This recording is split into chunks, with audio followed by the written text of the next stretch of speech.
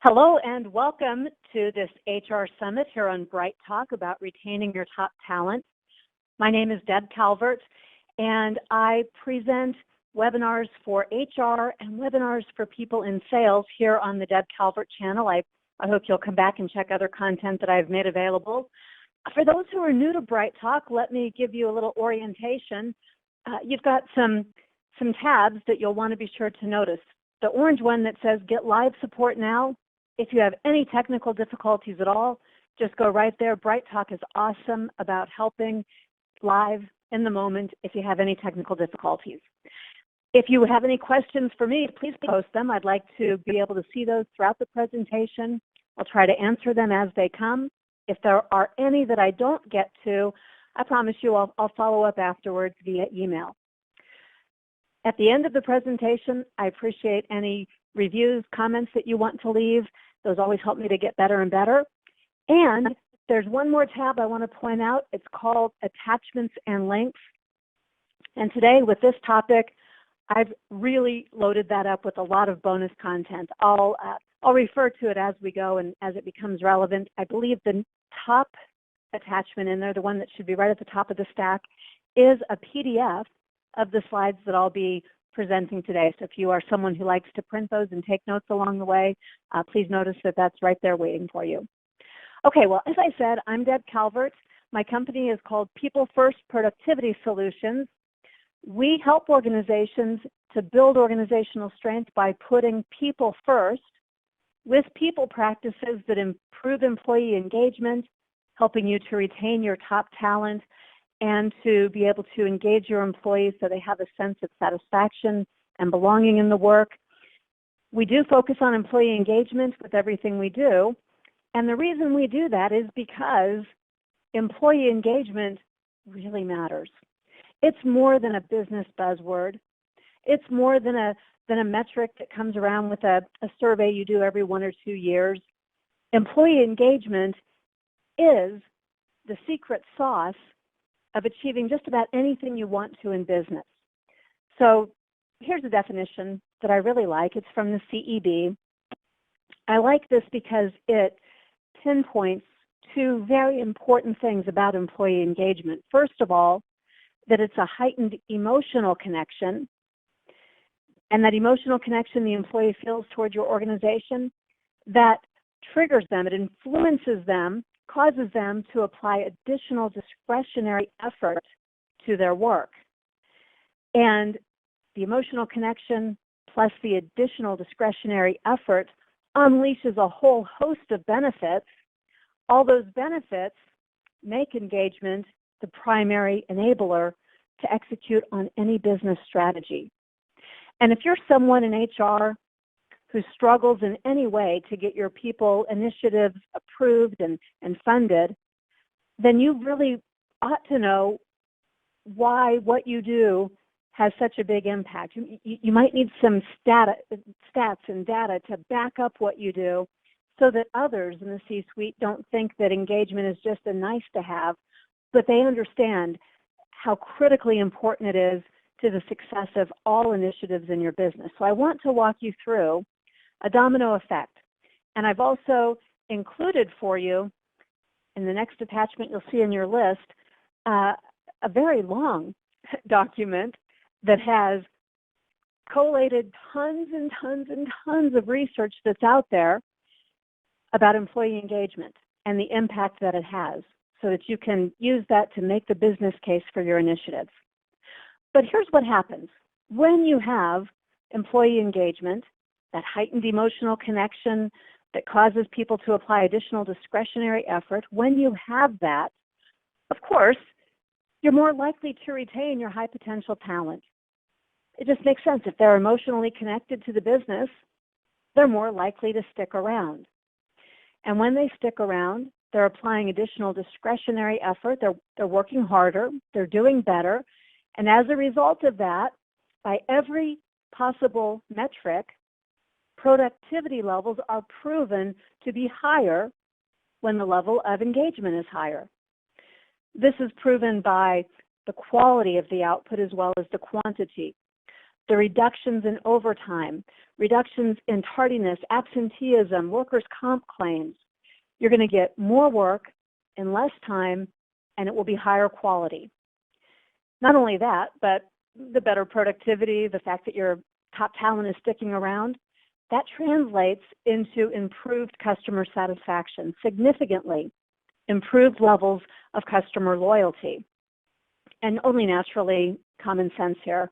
When you put together happier customers, higher productivity, employees who stick around, just like you'd expect, engagement for those reasons is also crystal clear, absolutely linked to higher levels of top-line revenue. And with reduced expenses because of improved productivity and less customer churn and no hiring costs that you might have if people were leaving more frequently because of all those saved expenses and the top-line revenue, you can also see a dramatic improvement in your profit margin. Every single bit of that is linked to employee engagement, which only leaves one question. If I can get all of that from improving employee engagement, then what do I have to do to improve employee engagement?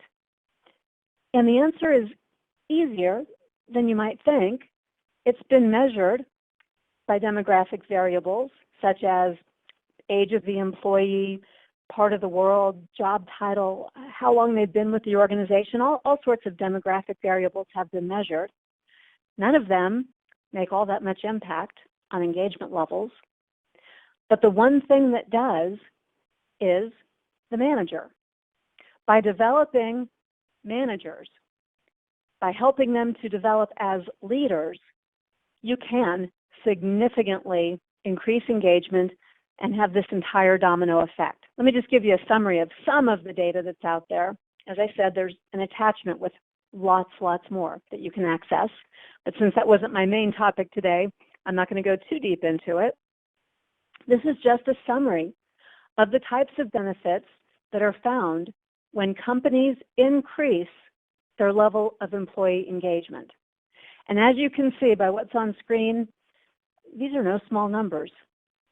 This is significant and it's real, and it is the main reason that you should be conducting employee engagement surveys, paying attention to what they say, and helping managers to do a better job of engaging employees. Now, there's one more thing I ought to say about employee engagement. That definition that I used, it had a word that you might have been surprised by, and that is that it's emotional commitment. Emotional commitment causes people to feel a sense of desire to work harder for the organization. But I want to point out that it's emotional, not rational. Rational commitments are things like I could get a raise, I'll get a good review, might even be negative, but a rational sort of commitment would be I don't want to lose my job, or I don't want my manager to have to put me on performance plan. Those are all rational commitments. Emotional commitments are the ones that we're looking for. And emotional commitments to the organization, they have to be fostered by the manager, by the person who's directly interacting with the employee. You see, it really is the manager developing as a leader who has the opportunity to create that emotional commitment. And it's a direct cause and effect. It's the attributes and the actions, the behaviors of the manager that will have the opportunity to increase the employee's commitment to the job, the organization, the team, and yes, of course, to that individual manager too. So this is what we're aiming for. And I've promised you in this presentation to give you 10 ways that you can foster that emotional commitment, unleash that additional discretionary effort, and retain your top employees, plus all those other benefits that I mentioned. So we better get started because we've got a lot to cover yet. I've broken the 10 items, the people first ways that you can go about increasing engagement. I've broken them into 2 categories, 5 each. We'll take them half at a time. The first 5 of these are about enabling your employees. So to engage them, to increase their level of engagement, managers have to enable employees. They have to give them the competence and the tools and the authority that makes their work easier to do. And so I'll give you 5 strategies for this, but behind all of them is this. It's trust. See, managers, they won't enable people. They won't give them authority. They won't really set them up to be successful on their own unless they trust them. So trust has a very strong link to engagement. When people feel trusted, they feel more emotionally committed.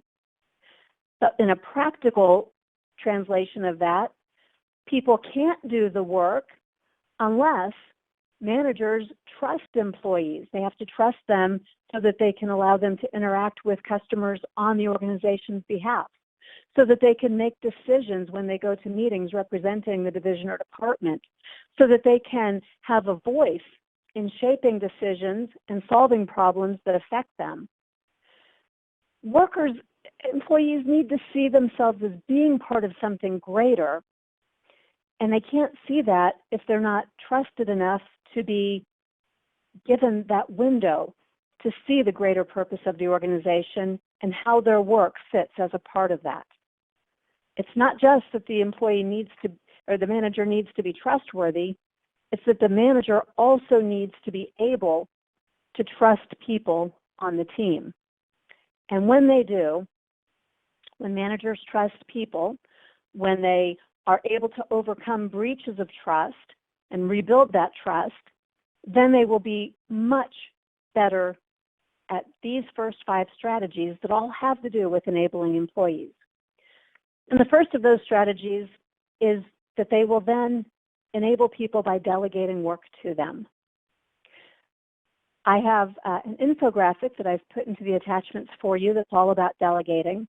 It includes a lot of information, and one of the bits of information you'll see are the 8 steps that are on screen. These are the 8 steps of effectively delegating. And if you can think of examples where you've seen delegation go awry, it hasn't quite worked out, it's because one of these or more than one of these have been skipped. For delegation to be successful, all 8 steps are necessary. Please notice, though, that I'm not just talking about delegating. Real enablement, the kind that truly engages people, has a purpose. It's not delegation for the sake of delegation. It's not delegation for the sake of the manager offloading work. It's delegation for the purpose, the express purpose of developing people. Delegating work that people might not be fully capable of doing yet. It would be a little bit of a stretch, a challenge for them. But they're trusted to learn and to grow, to maybe even stumble as they're learning and growing, but to eventually get good at the work that's been delegated to them. So they're trusted, they're backed up, and they know that the company and the manager cares enough about them to help them develop and grow in their capabilities. That gives them heightened levels of competence and confidence. Using these 8 steps and having the mindset that delegating is for the purpose of developing people enables and engages them. The second strategy is similar. When you are coaching people as a manager, coaching, I'm not referring to mentoring, which is something completely different. Short version, mentoring is that you have a superior level of skill or knowledge, and you're telling somebody about your experience, skill, or knowledge. Coaching, it's extracting. It's more like asking people questions and helping to facilitate their goal setting so that they discover on their own some new ways that they might go about doing something. Both are important. Managers need to mentor as well as coach. But what really engages people, just like with delegating for development, what really engages them is when there's an investment on the part of the manager in their growth and development. Coaching makes that a lot easier. Mentoring only goes so far. If you want to know more about the differences between mentoring and coaching, because they do often get scrambled, I didn't give you an attachment, but I do have presentations about almost everything we're talking about here, separate presentations here on my channel, and I'd encourage you to subscribe to the channel and take a look at some of the other content if it's relevant for you. Now, coaching for development, it takes a little more time than mentoring or than managing, just telling people what to do. But it's time that's really well invested because it builds that emotional commitment, and at the very same time, it does develop problem-solving and critical thinking skills and enables people to work more autonomously. So the manager doesn't have to do as much hands-on micromanaging. They build people who will build your business, and people stick around longer, and you get all those other benefits like heightened productivity, customer satisfaction, top-line revenue, and profitability all at the same time. So if this is not part of your culture, I strongly recommend you to think about this strategy, because coaching for development is a catalyst for lots of individual and organizational growth. The third strategy won't surprise you. It's that you also enable people by training them. But what do you train them for, and how do you train them? Those are important questions. I'm going to suggest little, not big, not great big programs, although I have those if you want them, but that's not what we're after here. We're after engagement of people. So I'm talking about little lunch and learns or 10-minute stand-ups where there's a bit of training that the manager offers. And that could be about soft skills. It doesn't have to always be about technical or product or technology skills. It could be about little insights they need about other parts of the business, because then they'll feel more of that sense of belonging. They'll understand the bigger purpose and how they fit in much better. It could be about what they might need to someday be a candidate for a next level job. And at any level of the organization, it could be about stepping into their potential as a leader, not on the org chart somewhere above where they are now, but in any role that they can lead the people that they interact with. And if you want something that's free and easy, I've given you an attachment to our Emerging Leaders program. It's a unique program. It's delivered by email every few days, and it's had thousands of people who have completed it. And it just is a stair step into thinking of yourself as a leader and then to making minor behavioral shifts to be a leader. So that's an easy one. But there's other kinds of DIY, do-it-yourself, that HR could offer. But I think it's even better if frontline managers occasionally offer it, so they're building up that commitment and engaging employees. As you know, there are tons of resources out there. Thinking about training, not just for the on-the-job, need-it-today result, but also for the development of people, and so that they're acquiring skills that are transferable. That would be something maybe to stretch toward. The fourth strategy is about the team. So far we've talked about delegating, coaching, and being able to train individuals. But let's think now about the development of the team. If what we're after is an emotional commitment and connection, then of course the team is a part of that.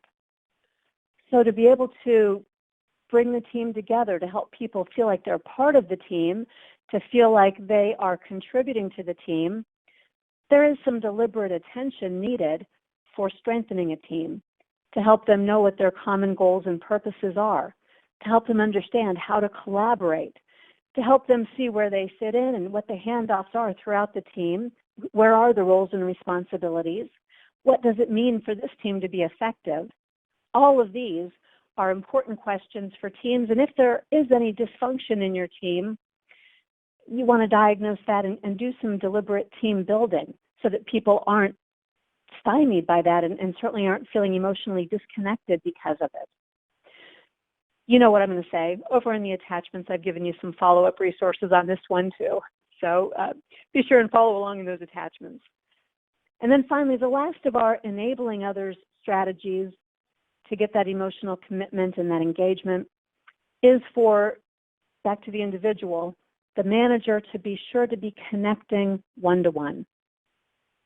This is an enablement strategy because it's the best forum, a one-to-one meeting, the best forum to give quality feedback and also to find out what the individual, what the employee needs, what barriers they are encountering, whether real or perceived, and to assure them in many ways, by delegating, by coaching, by training, by discussing issues in these one-to-one meetings. There are so many ways to demonstrate the value that they have to the organization. It's also the right place to set and affirm expectations and to do those check-ins and have any feedback that needs to be given around expectations that aren't being met. So this is something that should be institutionalized every 1 week or perhaps 2 weeks, that managers always have a one-to-one meeting, and that it's sacred. It's something that really matters to the manager. It's not a sometimes we have it, sometimes we don't, it's expendable on my calendar. It's real and it's solid, and employees look forward to these because that's their time to be able to get what they need. In this case, I've given you an infographic of how to set up a one-to-one meeting if that's something that you haven't done before. So our first 5 strategies, they were all about enablement of employees, delegating for development, coaching for development, training people even in short little bursts. It doesn't have to be elaborate or expensive. It doesn't have to be that they wait around for HR to bring them some new program, but to encourage your managers to be continually training. And then there's team development, and finally, one-to-one meetings. These are all strategies that are proven to enable employees with the outcome of them having emotional connections and improved engagement. The second set of 5 strategies that I want to present to you are not so much about enablement as they are about employee ennoblement, and these are equally important. To ennoble someone means that you are helping them to see the worth, the value, the importance of the work they do, to show them that you place high honor and value on them as a contributing member of your team. So ennoblement includes all sorts of things, yes, recognition and praise, but also that you are invested in developing them, willing to challenge them, able to, here's that word again, trust them, and will give them time because you see them as worthy and important. Now, we said with enablement that for managers to be able to do that, they had to be able to trust their employees. And the same thing is true with these ennoblement strategies. Trust still matters, but one of the things managers will absolutely need if they are to be good at ennobling employees is that they're going to need good soft skills. Soft skills, not so much the technical, the functional, the hard skills that got them to the job of manager in the first place. I'm not talking about the science of managing. I'm talking about the ways that they interact with people. And these are all sorts of attributes, characteristics, habits. It's got a little bit to do with EI, but it's not that exclusively. This is about how they interact with people, what they model to people, and how they are able to continually demonstrate through their interactions that people matter. So we need these soft skills in managers if managers are going to do a good job of ennobling people. Now, there are 2 attachments for this one. Let me just describe them a little bit. All these attachments, by the way, they're free. This is content, the kind of content we produce over at People First Productivity Solutions. I'm offering it to you here because I am giving you a high-level overview of these 10 areas. And for probably everybody here, it's going to be a different mix of the 10 that you need a deeper dive into. So I've given you the buffet, if you will, to take what you need in the attachments. We have recently produced a series on soft skills for managers, and I've given you a link to that so that your managers, if they need them, or you, if you want to do some of this kind of training, can access that resource. And for anyone who doesn't quite know what the gap is, often it is a soft skills gap when people hit a career roadblock. I also gave you an attachment to our free, it's kind of fun quiz that people can take, and they'll get a full report back that tells them what their most likely career roadblock is, and more importantly, what to do about it. So just a little more by way of clarification, these are some of the outward ways that we look at the difference between hard skills and soft skills. And I wanted to give you this contrast here. There are some misperceptions and some myths when it comes to soft skills, but I've given these to you nonetheless because this is generally what people are thinking about and what we're looking at when we first think about developing soft skills. It's not true that only extroverts have great soft skills. That's absolutely untrue. But as soon as you say soft skills, the natural tendency is that people tend to think more about some of those extroverted behaviors, those people who seem like it's easy for them to have interactions with others. So I've given you the rundown here despite the myths and the misperceptions. But let me just be sure to say that soft skills are acquirable with practice and knowledge. They're accessible to everyone, regardless of personality type, job role, background, history, whatever else might be there. And managers need to have good soft skills. With good soft skills, they can do a great job of ennobling others and thereby increase engagement. So what are the 5 strategies? 5 strategies for increasing engagement through ennoblement. The first one is just for managers to spend time really getting to know the people that work with them, getting acquainted, not becoming friends, that's not necessary, but knowing what makes someone tick, what motivates them, knowing what they want to accomplish in their career, knowing what it is about the company values or the work that you do that really appeals to this individual, knowing what their sparks are, the parts of the work that they enjoy the most and get into the zone with so that they are fully focused and energized by the work that they're doing. Knowing who it is that they interact with and what those relationships look like. All of this is ennobling to others because, of course, we spend time with the people we consider to be worthy of our time and important. If a manager holds back, and sometimes managers do because they don't want to cross that line, they don't understand that line between boss and buddy. Sometimes they hold back because they just want to keep everything professional, or they don't feel like they have time for getting too personal. So they don't. And they just keep everything to the task at hand. It's a missed opportunity if they're doing that, a missed opportunity to demonstrate how much they value each and every employee. So help them to understand the appropriate ways to get acquainted, to role model that and demonstrate it, to do a little coaching on it if it's needed, and to give them access to the soft skills that will make this easier for them. The second people first strategy in Ennoblement, our 7th overall, is a really important one. And if you follow research with millennials especially, this one seems to be even more important than it was a decade ago.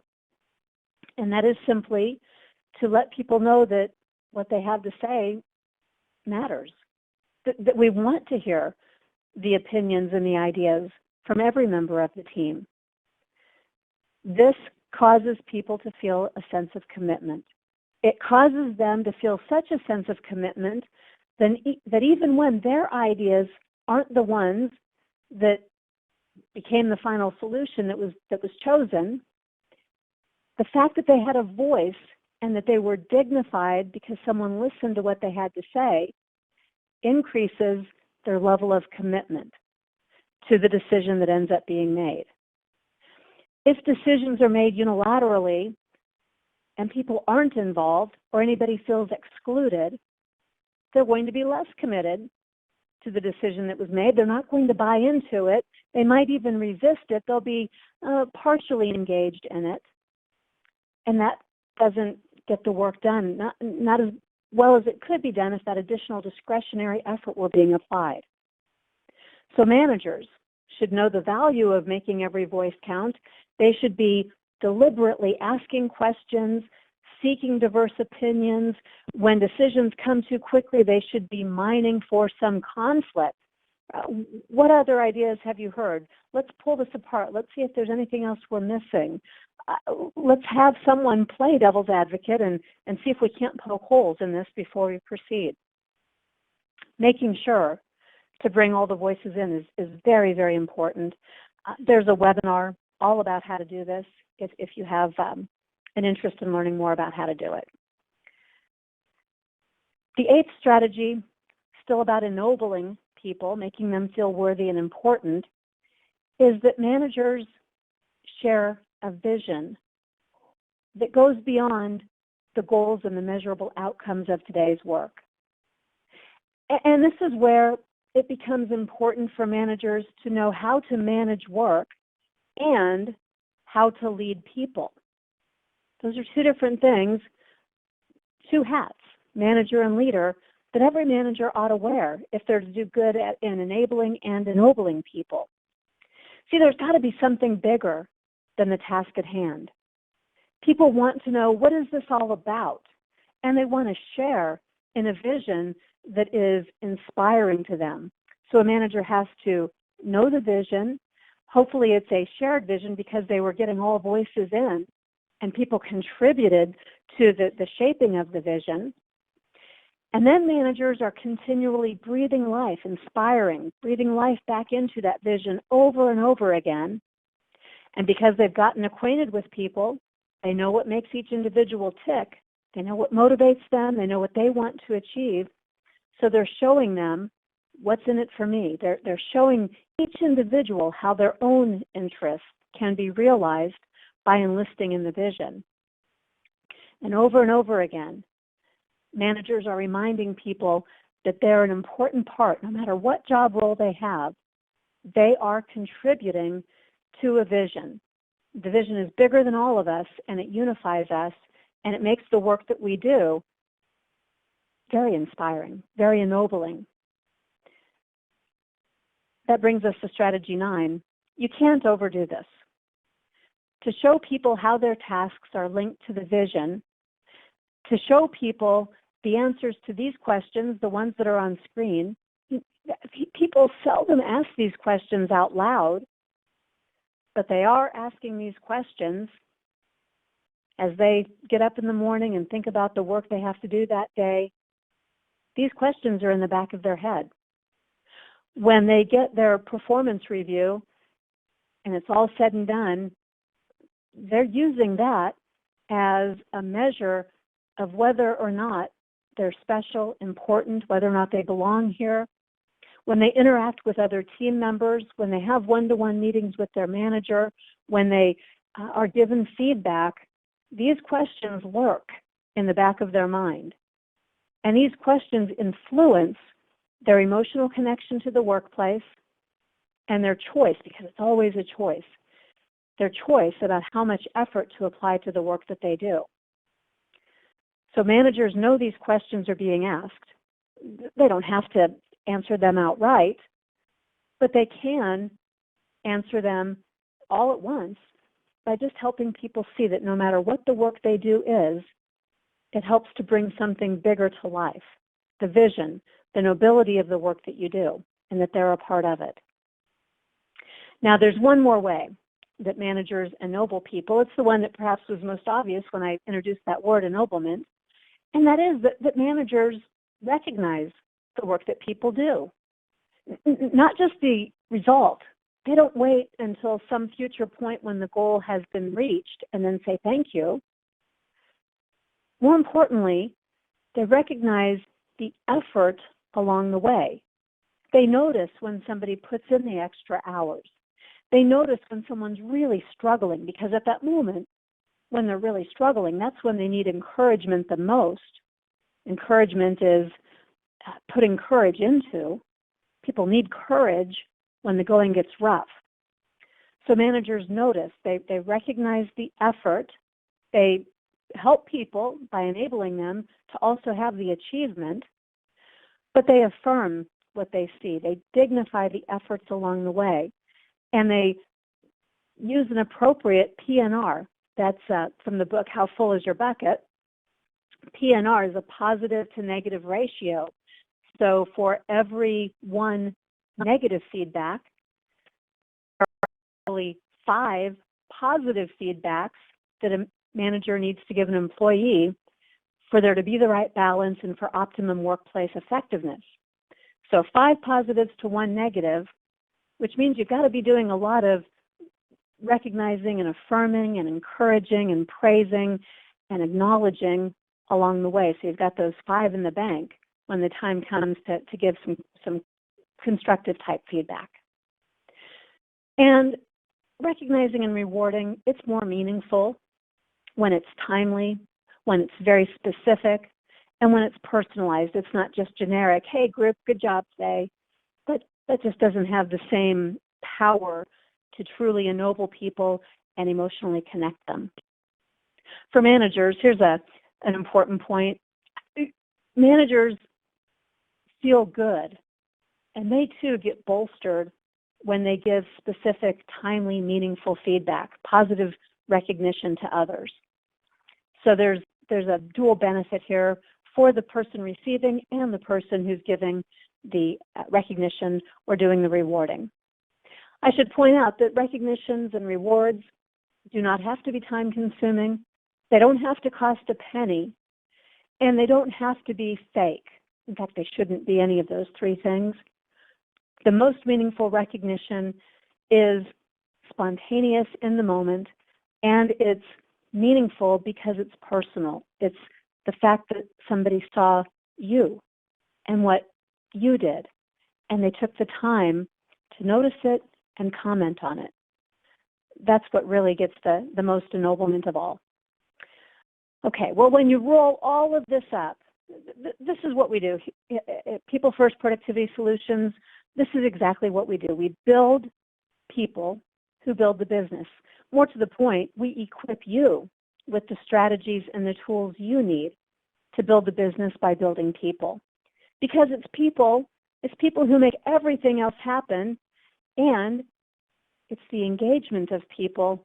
As we said early on in the presentation, it's the engagement of people that unleashes all those other business benefits. Employee engagement is the way, not a way, but the way to achieve any business strategy that you want to achieve. These strategies, these 10 people first strategies, will help you. They'll help any manager who wants to boost employee engagement scores, and as a result of those higher scores, those higher levels of engagement, will retain your top talent, will produce higher levels of productivity and customer satisfaction, will bring in more top-line revenue, and will improve profitability in your organization. This is not make-believe. I know it sounds too good to be true, but every single bit of it is proven, and every single bit of it is possible for you and your organization too. So please take those attachments and links.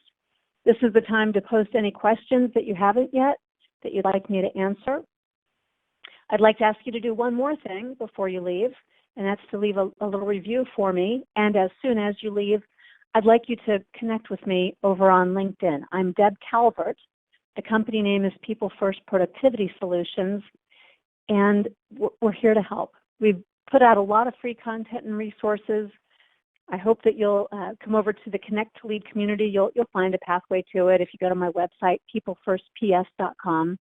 You'll find us, and you can subscribe to our community. We put new content out every single week, and it's all free. So start there. Connect with me on LinkedIn. I don't see any questions, so I'll give you 5 minutes back into your day. Thank you very much for joining me for this presentation.